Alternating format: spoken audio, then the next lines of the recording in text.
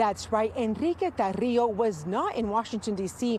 on January the 6th, but he was convicted of conspiring to lead what occurred that day on the Capitol. His mother, from her home in Southwest Miami-Dade, rejects that idea and tells us why she believes her son deserves a presidential pardon.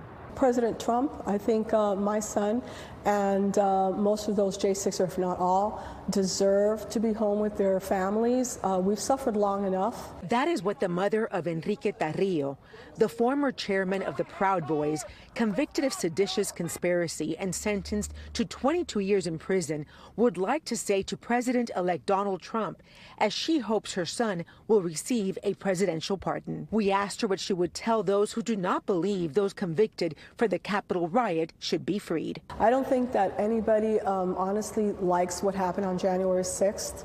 I think the way that it happened shouldn't have happened. I think the government could have stopped that in a lot of ways. And about the 5 police officers that died in the days after the riot, with some dying by suicide, and the 4 people in the crowd that died. Those police officers took an oath to defend, and there's no guarantees of what happens when you do a job like that.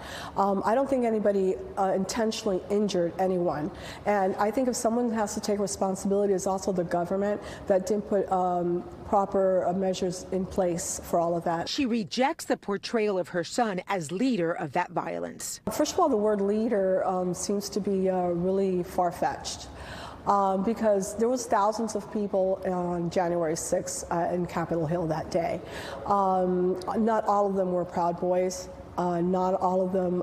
Enrique Tarrio wasn't even there that day. He was not on the grounds. He was not in Washington, D.C. that day. Hoping it will be over soon, she looks back at the past 2.5 years. As a mother, it's been horrific. It's a terrible feeling to have a child in federal prison without a real reason. So far, President-elect Donald Trump has stated that he will determine the pardons on a case-by-case basis. In Southwest Miami-Dade, Ana Cuervo, NBC6.